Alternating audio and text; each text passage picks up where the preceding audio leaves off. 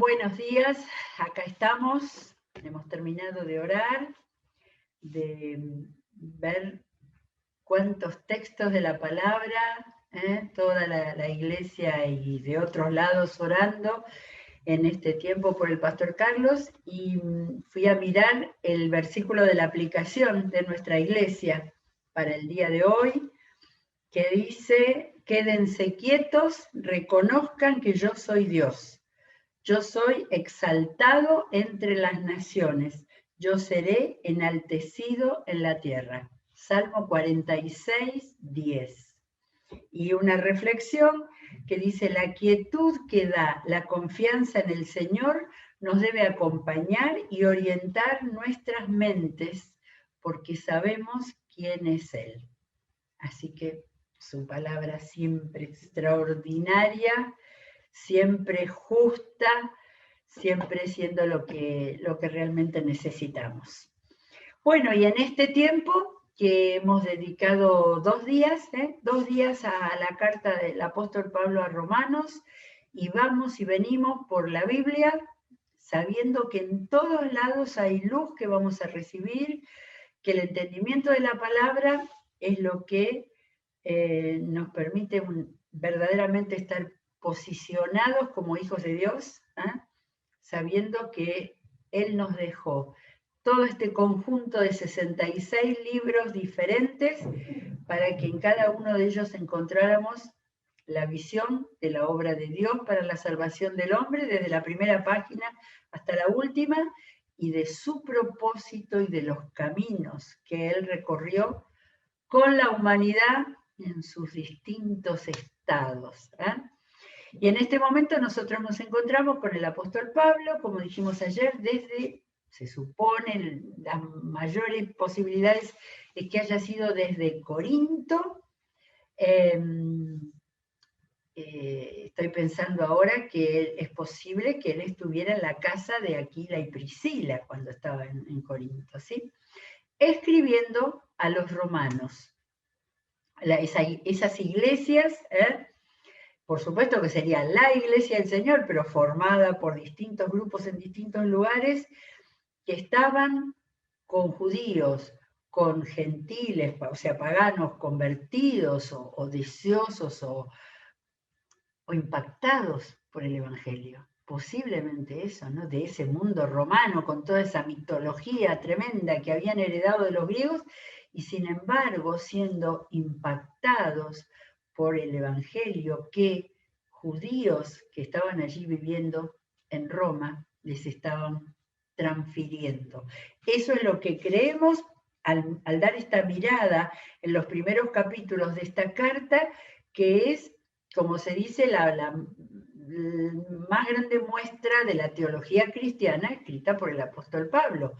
Pero seguramente le estaba explicando esto, es muy explicativo esto que estamos leyendo, porque hacía falta que ellos realmente entendieran en qué estaban creyendo.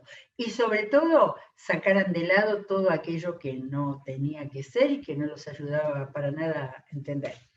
Bueno, quedamos al final del capítulo 3, vuelvo a mirar simplemente para enganchar el tema, el contenido del capítulo 3, que yo lo tengo todo marcado porque realmente es extraordinario, marco aquello que es: esto es evangelio, esto es lo que Dios hizo, ¿no?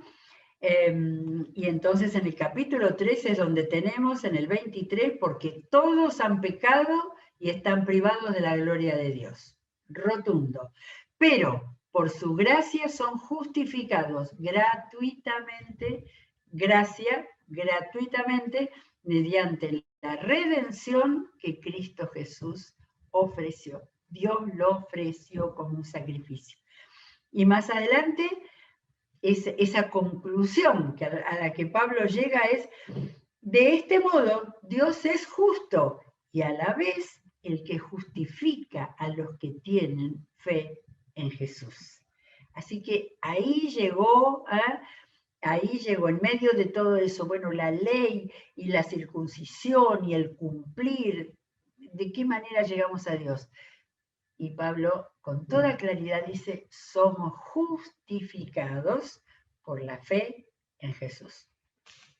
El 4 es más sencillo porque el 4 empieza con un ejemplo.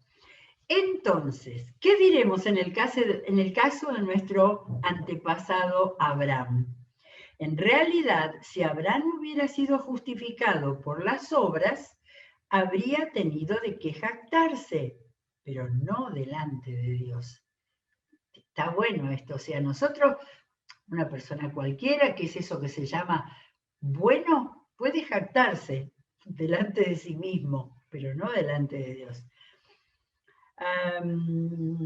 Esperen que me perdí acá, pero, ¿qué dice la Escritura? Le creyó a Abraham a Dios y esto se le tomó en cuenta como justicia. ¿Y qué vamos a hacer? Hay que ir a Génesis 15, ¿no? No podemos dejar ahí con esa mención simplemente porque Pablo está dando por sentado que todo el mundo conoce el Antiguo Testamento, ¿no?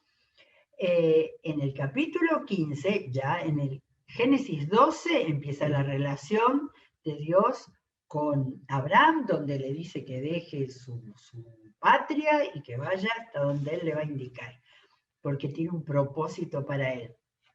Y entonces, leo el 15 del 1 al 6, vino palabra del Señor a Abraham en una visión. No temas, Abraham, yo soy tu escudo y muy grande será tu recompensa. Para tomarlo.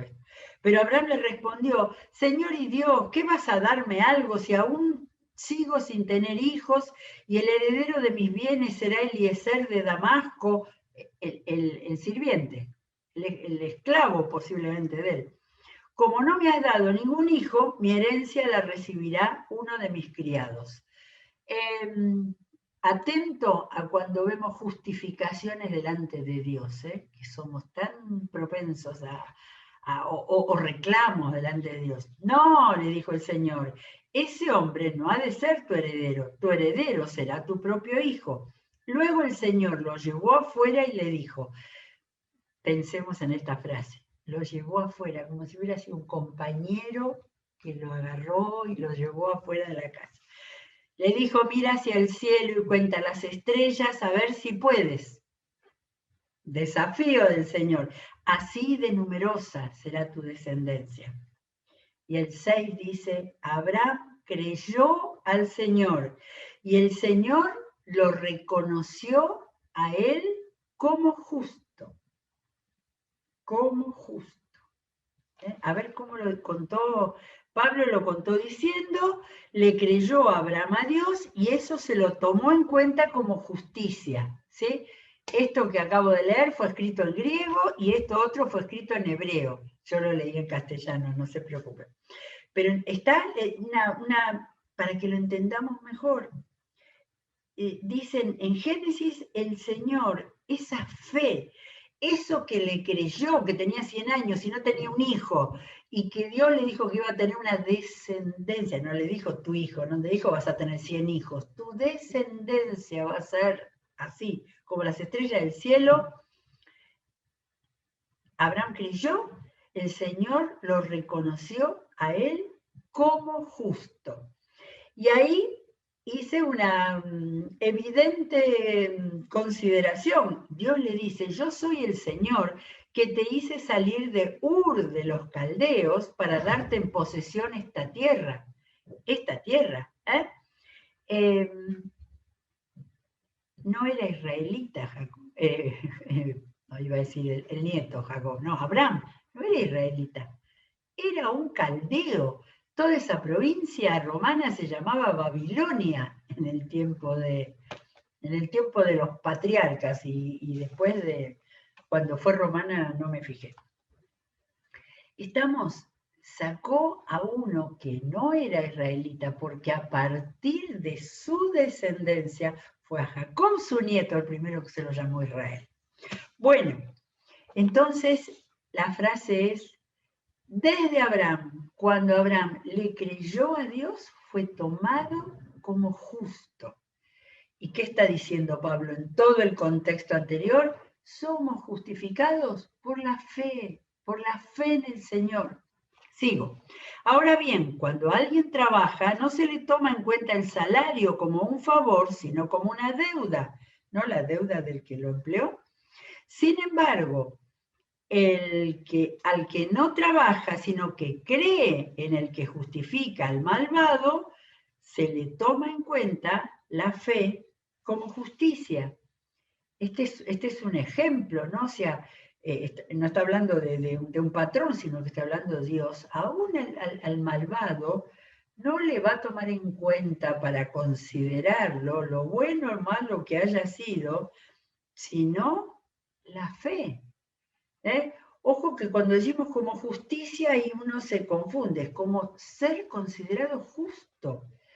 Dios va a tomar como justo a toda persona que se acerque a Él y reciba a Jesucristo como su Salvador. Pero viene otra cita del Antiguo Testamento. David dice lo mismo cuando habla de la dicha de aquel a quien Dios le atribuye justicia sin la mediación de sus obras. ¿Y qué cita? El Salmo 32. Dichosos aquellos a quienes se les perdonan las transgresiones y se les cubren los pecados. Dichoso aquel cuyo pecado el Señor no tomará en cuenta.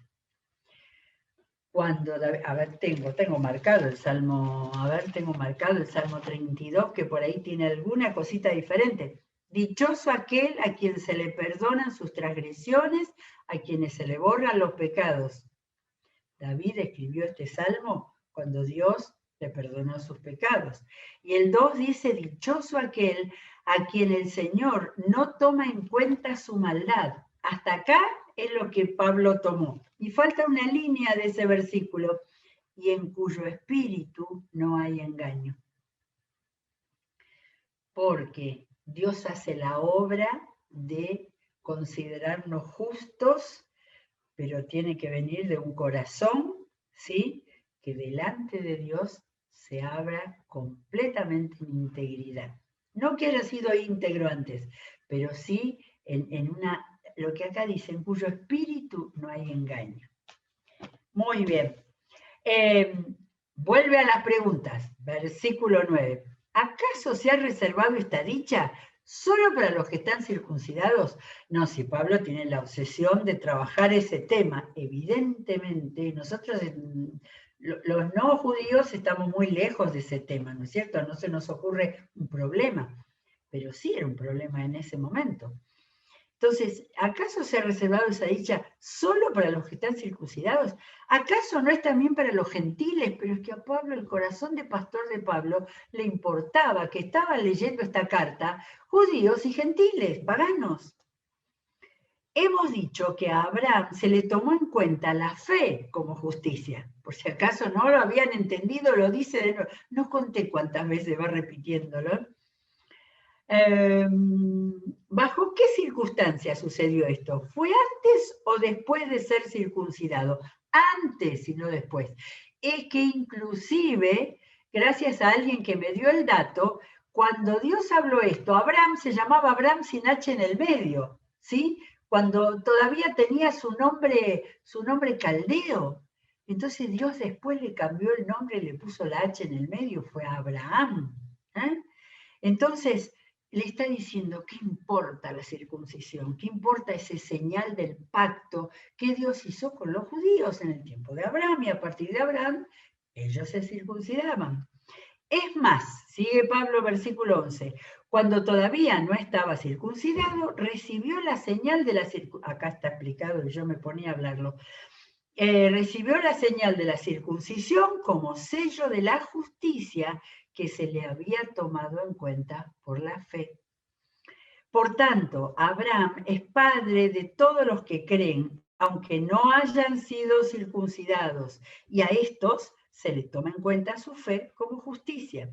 Y también es padre de aquellos que, además de haber sido circuncidados, siguen la huella de nuestro padre Abraham, quien creyó cuando todavía era incircunciso.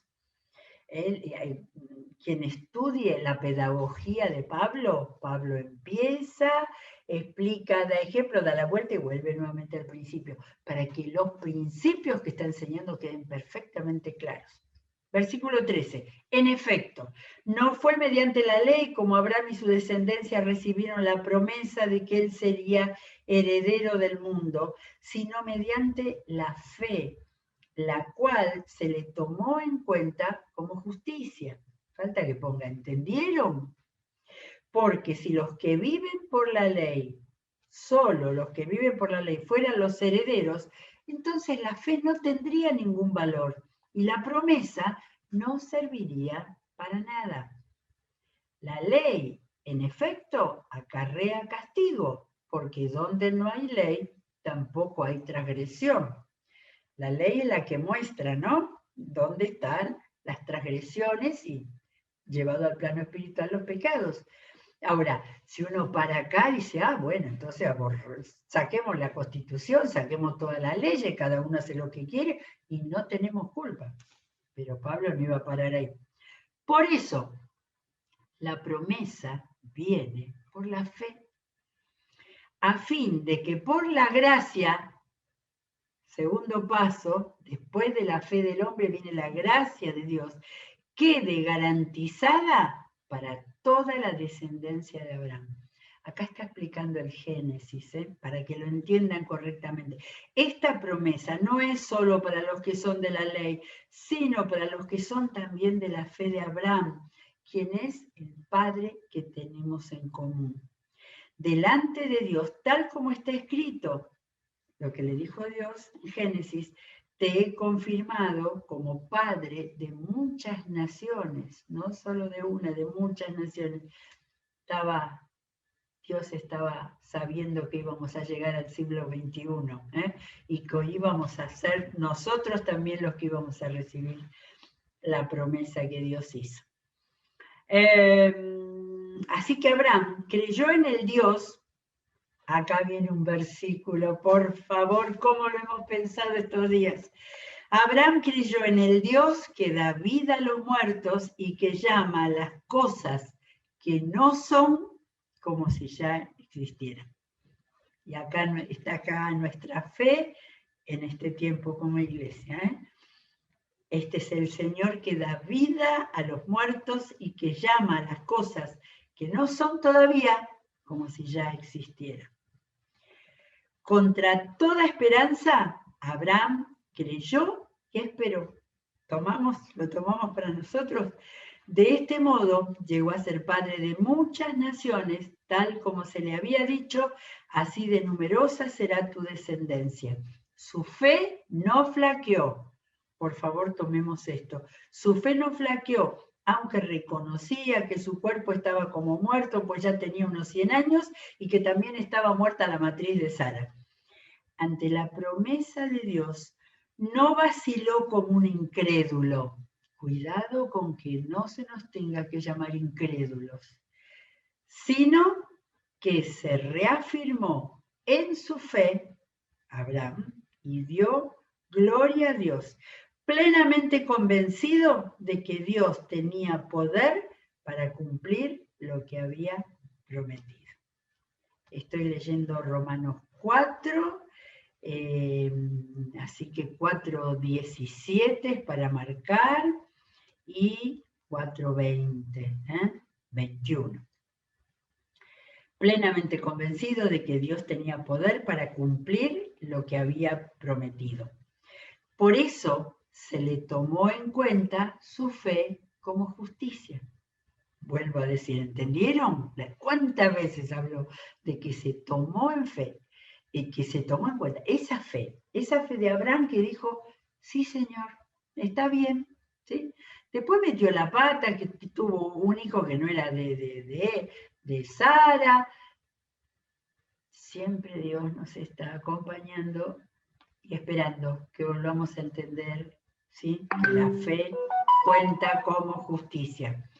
Pues, esperen, y esto de que se le tomó en cuenta, no se escribió solo para Abraham, sino también para nosotros. Siempre me anticipo a decir lo que ya lo va a decir la Biblia. No era solo para Abraham, era para nosotros. Escuchen esto, versículo 24. Dios tomará en cuenta nuestra fe como justicia porque creemos en aquel que levantó de entre los muertos a Jesús nuestro Señor. Él fue entregado a la muerte por nuestros pecados y resucitó para nuestra justificación. De manera que acá está el Evangelio. Ya hubo otros versículos que digo, esto es el Evangelio. Acá está el Evangelio. Dios tomará en cuenta nuestra fe como justicia, pues creemos en aquel que levantó de entre los muertos a Jesús nuestro Señor. Él fue entregado a la muerte por nuestros pecados y resucitó para nuestra justificación. Y bueno, vamos a llegar a leer un poco del capítulo 5, después de toda esta importante pero densa explicación a un mundo judío y gentil que Pablo tenía que explicarles a los dos y volvía y volvía a enfatizar y todo eso, pero ahora tenemos en consecuencia, así empieza Romanos 5:1, en consecuencia, ya que hemos sido justificados mediante la fe, tenemos paz con Dios por medio de nuestro Señor Jesucristo. Ya hubo dos puntas de esto. Después de haber sido justificados por la fe, tenemos paz con Dios por medio de nuestro Señor Jesucristo. También por medio de Él y mediante la fe tenemos acceso a esta gracia, en la cual nos mantenemos firmes. Porque acá empieza el pastor a sustentar la fe de los creyentes. De ahí viene firmeza. Pero ahora lo va a decir él. Así que nos regocijamos en la esperanza de alcanzar la gloria de Dios. Ya quedó ahí la ley, cumplir la fe. Tenemos la paz con Dios acá. Acá esta paz no es una sensación emocional, es una situación, algo directo, objetivo. Hemos recuperado nuestra relación con Dios al ser justificados por la fe y al poner nuestra fe en Jesucristo. Entonces dice, mediante la fe, acceso a la gracia en la cual nos mantenemos firmes. Así que, de nuevo, empezó por en consecuencia un conector consecutivo y ahora otro conector. Así que nos regocijamos en la esperanza de alcanzar la gloria de Dios. Acá aparece el gozo. Y no solo en esto, sino también en nuestros sufrimientos, porque sabemos que el sufrimiento produce perseverancia.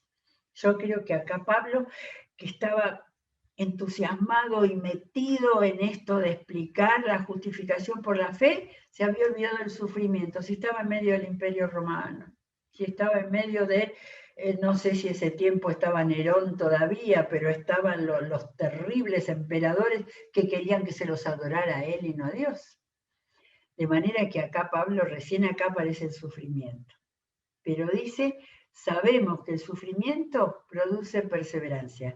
El modelo y el ejemplo puro era él, ¿sí? No había vuelto a Jerusalén o a Tarso, o a Antioquía, a estar tranquilo en una iglesia protectora, no, estaba recorriendo Europa para predicar el Evangelio. E iba a un lado, iba y volvía. Bueno, entonces, el sufrimiento produce perseverancia. Y acá viene una de las cadenas que hace Pablo. La perseverancia, entereza de carácter. Eso quiere Dios, ¿no, gente? Esto es Santiago, esto lo trabajó Santiago. Lo del sufrimiento lo trabajó Pedro. Y lo de la perseverancia lo trabajó Primera de Juan, que lo leímos hace poquito. La perseverancia entonces produce entereza de carácter. La entereza de carácter, esperanza. Esperanza. Y esta esperanza no nos defrauda. Romanos 5:5, un versículo extraordinario, no solo donde vuelve a afirmarse la Trinidad, sino donde da, el tono, la claridad acerca de qué manera nosotros podemos tener un carácter cristiano, de entereza, perseverancia y todo eso. Esta esperanza no nos defrauda porque Dios ha derramado su amor en nuestro corazón por el Espíritu Santo que nos ha dado. Está hablando de la obra de Dios, habla acá de Dios que ha hecho la obra en Jesucristo y nos ha dado su amor en nuestro corazón por el Espíritu Santo. Fíjense, en estos 5 versículos hay una línea, tenemos una línea que de la fe llegamos a tener esperanza y de la esperanza tenemos amor. Las llamadas 3 virtudes teologales, por los teólogos de la Iglesia Cristiana del comienzo. La fe produce esperanza y en la esperanza el Espíritu Santo es el que nos permite movernos con amor. Y en el medio estuvo otras palabras, la paz y la gracia. La paz y la gracia que Dios nos da. Leo un poquitito más de Romanos 5, a la verdad. Cuando éramos incapaces de salvarnos, en el tiempo señalado, Cristo murió por los malvados. Estamos todos, ¿se acuerdan que hace poco había dicho que no hay justo ni un uno? Cristo murió por los malvados. Difícilmente habrá quien muera por un justo, aunque tal vez haya quien se atreva a morir por una persona buena. Pero Dios demuestra su amor por nosotros en esto, en que cuando todavía éramos pecadores, Cristo murió por nosotros. De manera que acá ya dejó de hablar de la ley, de la circuncisión y de la justificación, porque ya hemos sido justificados. En el plan de Dios, cuando lo aceptamos, cuando nos entregamos a Jesucristo, ya hemos sido justificados. Y entonces ahora empezamos a entender y a tomar el amor de Dios por nosotros. Porque cuando éramos pecadores, Cristo murió por nosotros. Y más dice, y ahora que hemos sido justificados por su sangre, ¿cuánto más razón, con cuánta más razón por medio de él, de Jesús, seremos salvados del castigo de Dios? Acá aparece la idea de la salvación. Fíjense todo el recorrido, desde nuestra no ser justo delante de Dios, hasta ser justificados por la fe, por nada más que la fe, y entonces tenemos acceso a la paz, a la gracia, al gozo, a la esperanza y a la salvación. En estos capítulos está todo el mensaje del Evangelio. Porque si cuando éramos enemigos de Dios, me perdí ahora, fuimos reconciliados con Él. Acá aparece la reconciliación, reconciliados con Él mediante la muerte de su Hijo. Con cuánta más razón, habiendo sido reconciliados, seremos salvados por su vida. Y no solo esto, sino que también nos regocijamos en Dios, por nuestro Señor Jesucristo, pues gracias a Él ya hemos recibido la reconciliación. Hemos leído desde Romanos 3, 4, 5 hasta el 11. Les dejo para que sigan disfrutando de esta carta, que hay que leerla lentamente, despacito, palabra por palabra, repitiendo, volviendo atrás para entender perfectamente todo el plan de Dios que tuvo por amor a nosotros. Muy bien, quedamos acá, tenemos fin de semana que será un intenso fin de semana de oración y juntos como iglesia el sábado y el domingo recibiendo la palabra y compartiendo como familia en el Señor. Que Dios los bendiga, nos volvemos a encontrar el lunes a las 17.